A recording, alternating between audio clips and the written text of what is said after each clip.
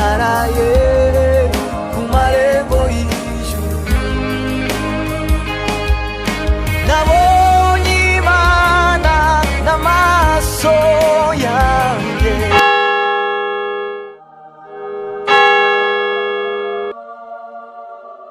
Ni karibu mu rubanza.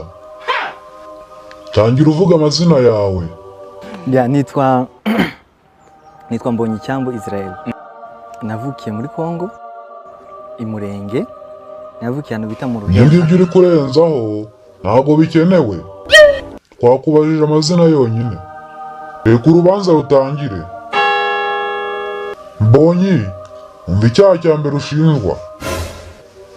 Ukiri mu isi wakoze ibitaramo 70.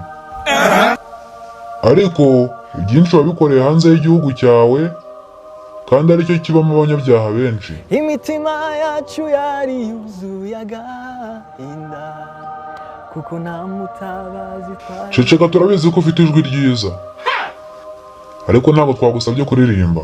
Subiza kino kibazo.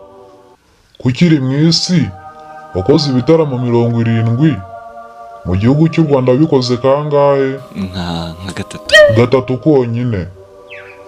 Ntabwo wigeze ugaragara mu gihugu cy'u Rwanda kandi wari ukenewe. Oya, ndagaragara ahubwo nshobora kutagaragara muri byose nkuko ubishaka, ariko ndagaragara. Ucungamwe n'amagambo uvugira hano.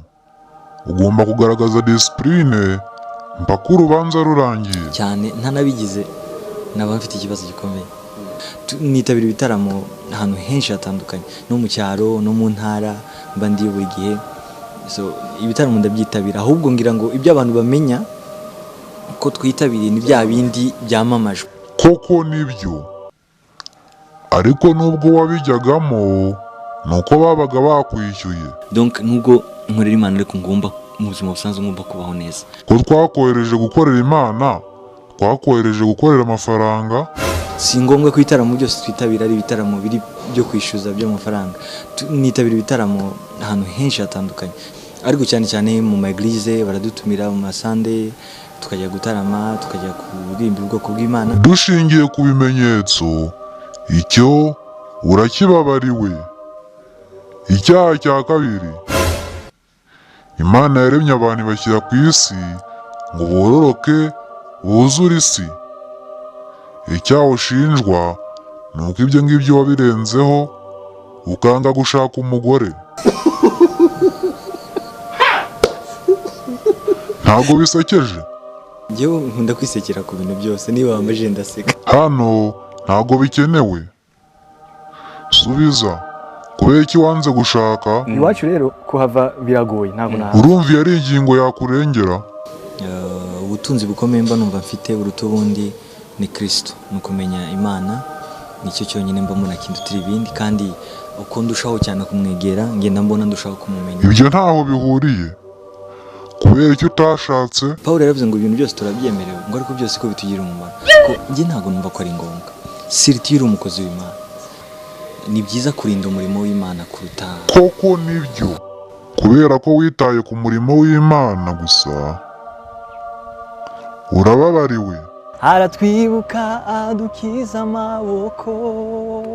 Uretse urubanza nirwo yarangira. Hano hari ikindi cyaha ushinjwa. Twakohereje mu isi ngo uvuge ubutumwa bwiza, ariko wowe wabonye bidahagije, urangije ujya kwifatanya n'ab'isi, utangira kurwana, ujya kwiga imikino njyarugamba, karate. Nabikoze kenshi ahubwo. Hari ibyo twagutumye gukora. Iyo story rero ntangira ntangaza. Uribuka muri 2000, umbabare wenda kubivuga, muri 2017. Ntabyo nibuka. Kujya kwiga karate byakumariye iki? Mu by'ukuri ni byose. Ningukiyemo byose, nungukiyemo inshuti, nungukiyemo ubuzima bushya ntarimenyereye, nungukiyemo. Pawulo yaravuze neza, aravuga ngo kwitoza mu by'umubiri ngo kugira umumaro muri bike, ngo ariko kwitoza k'umwuka kugira umumaro muri byose. Ko wabimenye byakumariye iki? Warabyirengagije. Ibyo bintu wagiyemo ntabwo twabyishimiye. Iyo papa umbyara yampesheje umugisha mu kintu, mama akampesha umugisha, abandi sindiga mbitekerezaho ko cyane. numva umutima wawe nta cyaho gushinja. byari siporo nta kindi nari ngamije. Burya muri karate ntabwo bigisha ibintu bibi, bigisha discipline. Nubwo bigisha kurwana ariko bigisha discipline. It was okay. Ariko igihe nayivuyemo ngiye muri cycle supérieure, nabivuyemo kubera ko numvaga nshaka kuba muri ministry, ariko yari siporo kuri njyewe ntabwo nabikora. Mbonyi urubanza yarutsinze, tugiye kukwambika ikamba ry'ubugingo. Oya, ntabwo bishoboka. Biratangaje, kubera icyo udashaka kwambara ikamba ry'ubugingo. Mfite ibitaramo ndi gutegura, mfite album nshyashya ndi gusoza. Gahunda rero mfite nyamukuru ni ugutarama, ndetse mfite na gahunda yo kwagura uyu murimo. Ngiye muri tournée muri Angleterre, ngiye gukora ibitaramo biri hafi nka 3. Nzaba ndi ubwo si ukubera gukunda amafaranga. Oya.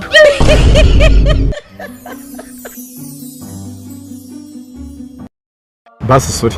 Ntibizahura, ntibihura, ntibikunda. Ariko like ibintu uri kumbaza njye kubikusobanura, it's a long story. So ntabwo njya nkunda kuvuga vie privée yanjye. Ibyo subwo ibyo bajya babivuga. Sam urakoze. Kwanza ngiye ntabwo niburane. Mwava kwangira musize mwese. Uri kuturira umwanya. Umwanya nzawo wanjye uri. Ibindi ntago bikureba. Noneho niba bitandeba sibyo, reka noneho wowe bikurebe.